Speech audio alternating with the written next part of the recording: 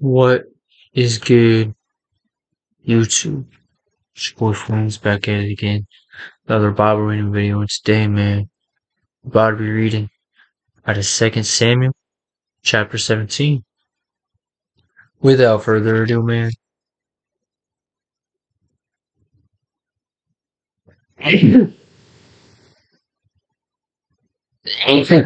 let's get right to it. Chapter 17. Moreover, in the last chapter, basically David got his kingdom overthrown by his son, due to, it was his punishment for stealing that dude's girl and getting him killed. And his son took all of his wives, all his secondary wives from David, went into all of them. Moreover, Ahithophel said to Absalom, "Please choose 12,000 men, and I will arise and pursue David tonight. I will come upon him while he was weary and discouraged, and throw him into a panic, and all the people who are with him will flee. I will strike down the king, only the king, and I will bring the people back to you as bride comes home to her husband. You seek the life of only one man, and all the people will be at peace." And the advice seemed right in the eyes of Absalom and the elders of Israel. Then Absalom said, "Call Hushai the Archite also, and let us hear what he has to say." And when Hushai came to Absalom, Absalom said to him, "Thus has Ahithophel spoken. Shall we do as he says? If not, you speak." Then Hushai said to Absalom, "The time of the counsel that Ahithophel has given is not good." Hushai said, "You know that your father and his men are mighty men, and that they are enraged, like a bear robbed of her cubs in the field. Besides, your father is expert in war. He will not spend the night with the people. Behold, even now he has hidden himself in one of the pits or some other place.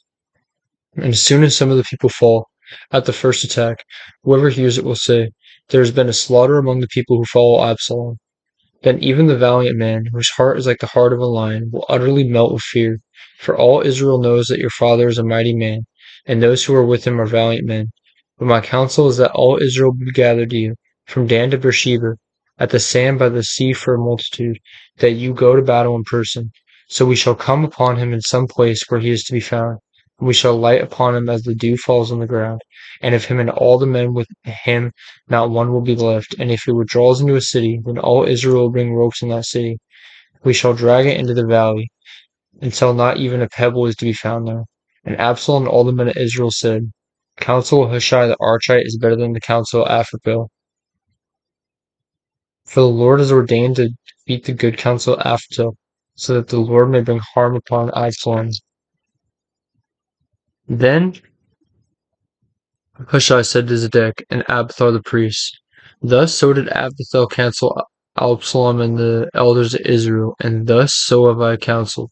Now therefore send quickly and tell David, do not stay tonight at the fords of the wilderness, but by all means pass over, lest the king and all the people who are with him be swallowed up."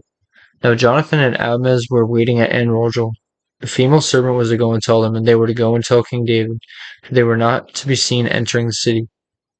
But a young man saw them and told Absalom. So both of them went away quickly and came to the house of the man of Bathirim, who had a well in his courtyard, and they went down into it. And the woman took and spread a covering over the well's mouth and scattered grain on it, and nothing was known of it.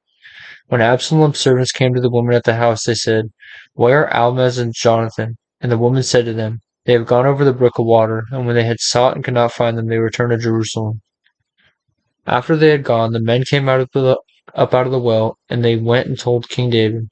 They said to David, "Arise, and go quickly over the water, for thus so has Ahithophel counseled over you." And David arose, and all the people who were with him, and they crossed the Jordan.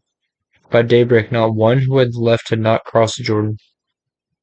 When Ahithophel saw that his counsel was not followed, he saddled his donkey and went off home to his own city. He set his house in order and hanged himself, and he died and was buried in the tomb of his father. Wow, he hung himself because he was so displeased over that. And David came to Mathaim, and Absalom crossed the Jordan with all the men of Israel. Now Absalom had set Amasa over the army instead of Joash. Amasa was the son of a man named Ithra the Ishmaelite, who had married Abigail, the daughter of Nahash, sister of Zerah, Joab's mother. And Israel and Absalom encamped at the land of Gilead. When David came to Mahanaim, Shobai the son of Nahash from Ramah of the Ammonites, and Machir the son of Amiel from Lo-debar, and Barzillai the Gittite from Rogelim brought beds, basins, and earth vessels, wheat, barley, flour, parched grain, beans, and lentils, honey, and curds, and sheep, and cheese of the herd for David and the people with him to eat, for they said, people are hungry and weary and thirsty in the wilderness. Okay, that is the end of this first chapter. The next chapter is Absalom killed. And we're gonna get into that here in a few minutes when I make that video. I'm not sure it's gonna be right now. It might be like in like an hour. I'm not sure. But yeah, I appreciate y'all for watching. Thank y'all so much. And I'm gonna catch y'all later on. Peace.